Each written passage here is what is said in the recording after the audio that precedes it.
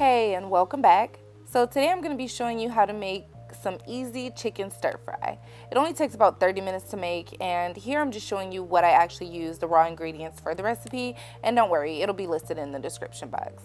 So this is a really flexible recipe. You can use your favorite vegetables. You don't have to use what I use, so you can add like mushrooms, you can substitute the sauce, and of course meat is optional.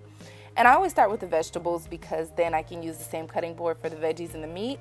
So I'm going to show you how I cut up the vegetables. From here I cut the peppers in half, and then with the onions I slice them and then cut it into quarters, if that makes any sense.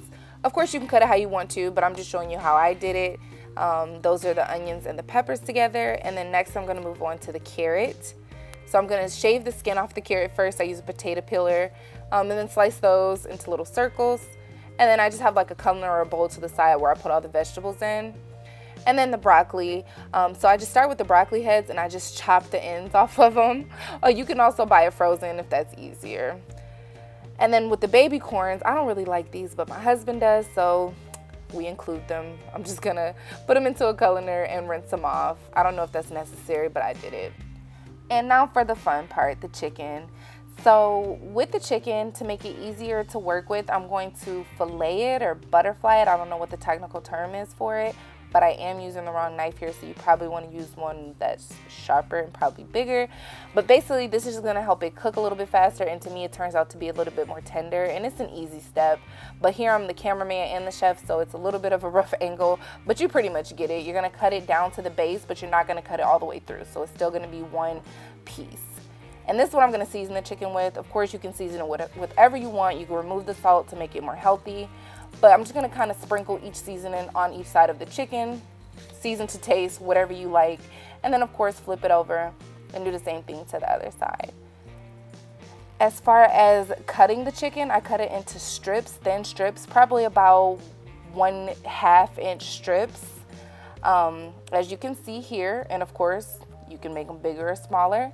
And then from there I diced them into about 1 inch portions there.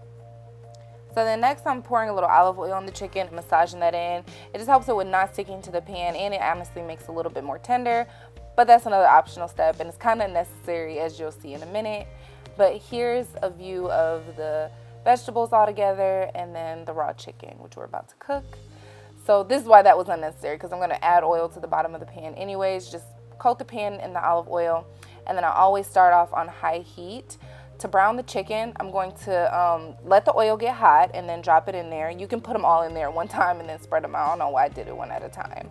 But basically I'm going to brown the chicken, cook it about 3 minutes on this side, and then usually I flip it, but it's kind of hard to flip all those little pieces. So I'm just going to stir it up a little bit, keep it on high heat, and let it cook on the other side for about 3 more minutes. Again, this makes it tender. It browns the chicken so it's a little bit more visually appealing. Another unnecessary step right here, I'm going to be removing the chicken from the pan, and then I'm going to cook the vegetables on the high heat because I personally like a little bit of sear on my vegetables. But if you don't like that, or if you don't mind not having that, then you can just add the vegetables in with the chicken. I added a little bit of minced garlic because garlic is life, about a tablespoon I guess, and then give that a good stir. Let the vegetables cook for about 3 minutes, maybe 5, depending on how much of a sear you want, and then just go ahead and add the chicken back in if you decided to take it out. Mix that together, and then from here I'm going to turn the heat down on the stove to about medium low, maybe low, yeah, medium low, and then put a lid on that and let it cook for about 10 minutes. You can let it cook more if you like your vegetables to be a little bit softer, or less if you like them crunchy, but make sure the chicken is done all the way through. Here's my brown rice. I put it in my rice cooker, but of course you can cook it on the stove, or you can get that minute bag rice if you don't know how to cook rice. So here is the stir fry after about, I would say about 8 to 10 minutes of just simmering there on medium low. It looks so good. I'm getting hungry. But yeah, that's pretty much it. Again, sauce is optional. It's up to you if you want to save the calories. But of course, you know, this is always good leftovers, even better the next day. Let me know your version of stir fry. Let me know if you tried this recipe and how it turned out, what type of tweaks you do with yours. But if you like this video, go ahead and give it a thumbs up, because I like food and there will be more food on my channel. But as always, thanks for watching. I love you and I'll see you next time.